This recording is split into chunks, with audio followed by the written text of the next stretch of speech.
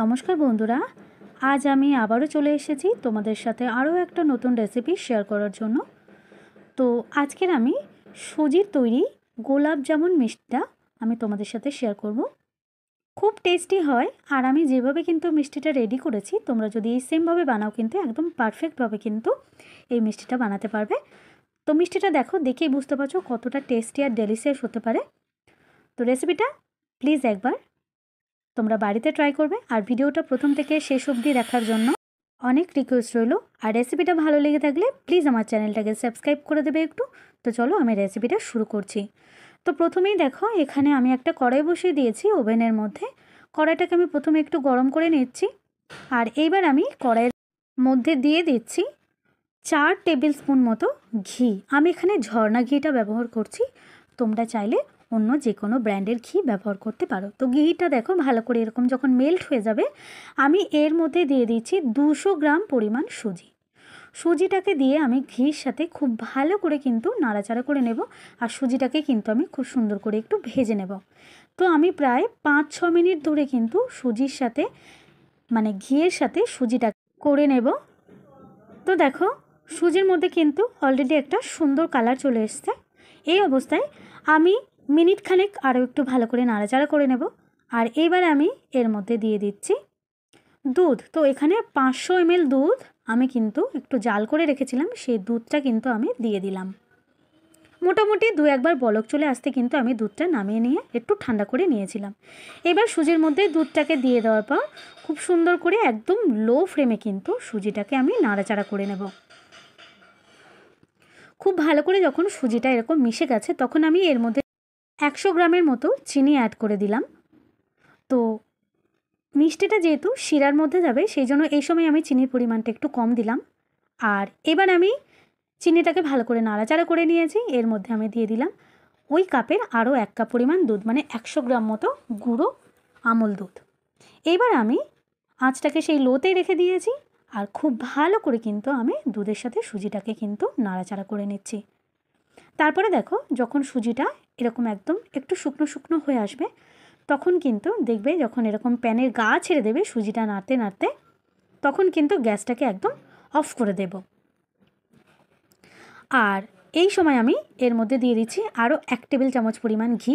ঘিটা দেওয়ার কারণে কিন্তু সুজিটা কিন্তু অনায়াসে কিন্তু প্যানের গা ছেড়ে দেবে, আর অটোমেটিক্যালি কিন্তু একদম উঠে আসবে। তো দেখো সুজিটা আমার রেডি হয়ে গেছে। এবার আমি কিন্তু এই সুজিটাকে কিন্তু নামিয়ে নেব।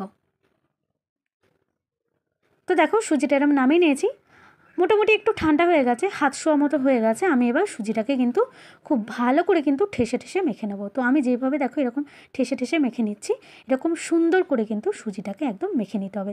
এখানে আমি একদম মানে খুব ছোট দানার যে সুজিটা আমি ব্যবহার করেছিলাম, তোমরা যদি বড় দানার সুজি ব্যবহার করো তাহলে কিন্তু একটু মিক্সিতে একটু গুঁড়ো করে নেবে। এবার দেখো 2 হাতে আমি একটুখানি ঘি লাগিয়ে নিয়েছি, আর তারপর আমি এইভাবে সুন্দর করে গোল গোল করে কিন্তু চমচম মিষ্টিগুলো আমি গড়ে নিচ্ছি।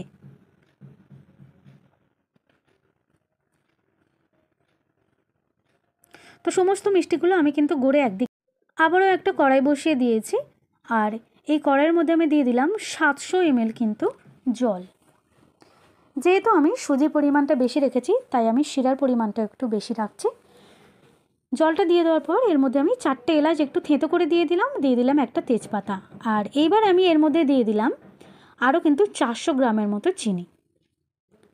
চিনিটা কিন্তু তোমরা যে সেই রকম দিয়ে দেবে। আমি কিন্তু খুব তীব্র মিষ্টি পছন্দ করি না, সেই জন্য চিনি আর জলের পরিমাণটা এরকম রাখলাম।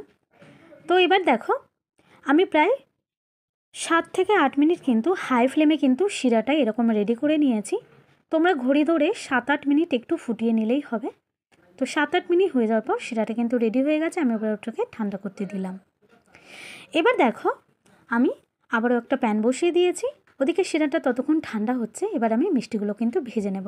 তো দেখো কড়াইয়ের মধ্যে আমি 500 গ্রাম পরিমাণ সাদা তেল দিয়ে দিয়েছি, আর এবার আমি এক এক করে মিষ্টিগুলোকে কিন্তু দিয়ে দিচ্ছি। আঁচ কিন্তু একদম হাইতে রাখা যাবে না, একদম লোতে রেখে আস্তে আস্তে কিন্তু অল্প অল্প করে মিষ্টিগুলো কিন্তু দিয়ে দিতে হবে তেলের মধ্যে।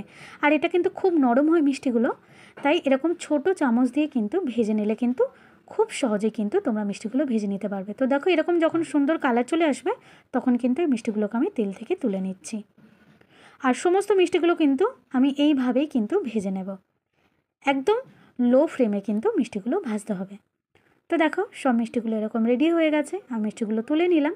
এবার আমি চিনির শিরাটা এখানে যখন ঠান্ডা হয়ে গেছে, একদম ঠান্ডা শিরার মধ্যে এইবার কিন্তু আমি মিষ্টিগুলোকে দিয়ে দেব।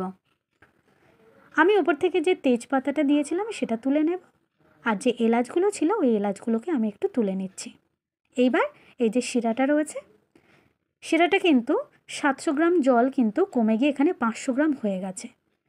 তো এবার দেখো আমি এই শিরার মধ্যে কিন্তু আমি মিষ্টিগুলো দিয়ে দিচ্ছি। ঠান্ডা শিরার মধ্যে মিষ্টিগুলো দিয়ে দিতে হবে এক এক করে এইভাবে। আর এইবার কিন্তু এটাকে আমি গ্যাসের মধ্যে আবার বসিয়ে দেব। তো ওভেনে আবার বসিয়ে দিয়ে আমি কিন্তু 3 থেকে 4 মিনিট মতো একটু ফুটিয়ে নেব হাই ফ্লেমে। 3 থেকে 4 মিনিট ফুটিয়ে নেওয়ার পর দেখো মিষ্টিগুলো একদম এরকম রেডি হয়ে গেছে। আর অত্যন্ত কিন্তু সুস্বাদু হয় কিন্তু এই মিষ্টিটা। তোমরা প্লিজ একবার বাড়িতে আমার মতো করে এভাবে একবার ট্রাই করো।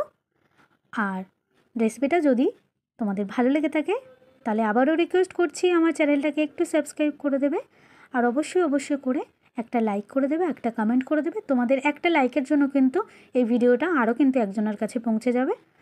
তো আমাকে তোমরা সবাই একটু সাপোর্ট করো আমার চ্যানেলটাকে একটু এগিয়ে নিয়ে যাওয়ার জন্য।